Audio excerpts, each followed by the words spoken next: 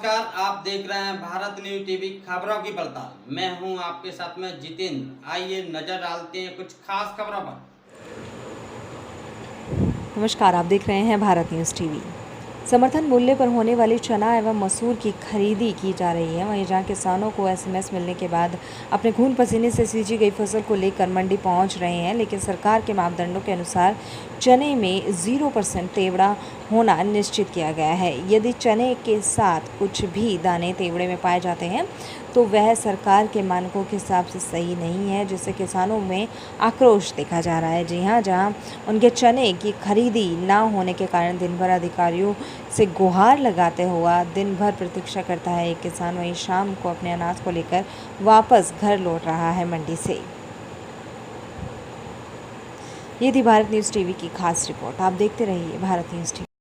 चना को लेकर उसका क्या हाँ, निर्णय? आज सभी जो शिक्षक बंधु हैं उनके प्रतिनिधि जनप्रतिनिधि को सबको बुलाया था और उनसे सबसे ये बताया गया है कि चने में यहाँ तेंदुखेड़ा जो समस्या है वो तीव्र है। लगभग 90% शासन का निर्देश ये है कि थोड़ा भी है तो परमिसिव है। तो इस संबंध में हमारे शासन स्तर पर पेंडिंग है।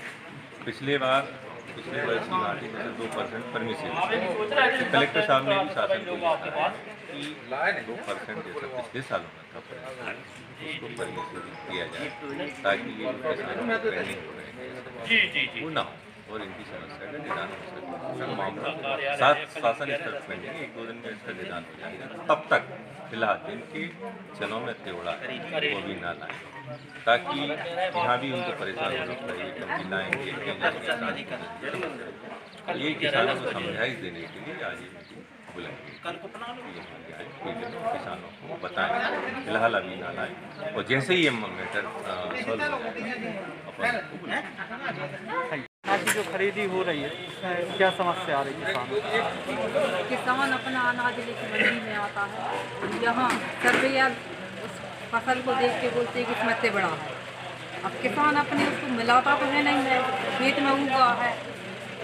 किसान तो खुद ही अपनी फसल को इतनी अच्छी साफ करना चाहता है कि उसको वाजिब दाम मिले, और बेचारा यहाँ अपना इतनी दूर से आ रहा, धूप में परेशान हो रहा है। वैसे ही कोरोना का संकट है, तो मेरा तो यही मानना है कि शासन को तेवड़ा यदि मिला है तो लेना चाहिए, वो अपनी फसल लेके जाएगा। जो शासन की नीति है कि 0% तेवड़ा होना चाहिए, क्या संभव है? नहीं, क्योंकि जब बोनी होती है तो उस टाइम वो पता नहीं कैसे उगाता। वैसे भी किसान अपनी फसल को साफ करके ही बुआई करता है, पर ये प्रकृति वो तो है ही कि दाना रह जाता तो वो आएगा। और यदि 2% 3% है, मिट्टी है या उसी है, जो कुछ भी है, शासन को किसान का अनाज लेना चाहिए।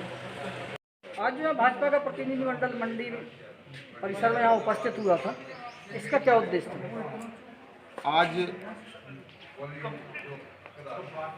माननीय एसडीएम साहब ने जनप्रतिनिधियों को, किसानों को और गणमान्य नागरिकों को आमंत्रित करके जो खरीदी केंद्र संचालित हो रहे हैं उन खरीदी केंद्रों में चने की मानक अमानक को लेकर किसानों को परेशानी आ रही है। सर्वेयर द्वारा कुछ तेवड़ा की मात्रा चना में रहती थी, उसके कारण अमानक बताकर किसानों का माल नहीं लिया जा रहा था। इससे किसानों में बहुत असंतोष था। इसी संदर्भ में ये बैठक बुलाई गई थी। तो चर्चा के दौरान ये जानकारी आई कि पिछले वर्ष भी जो चना की खरीदी की गई थी उसमें 2% तेवड़ा की छूट दी थी। 2% तक अगर तेवड़ा है तो उसकी खरीदी की जाएगी।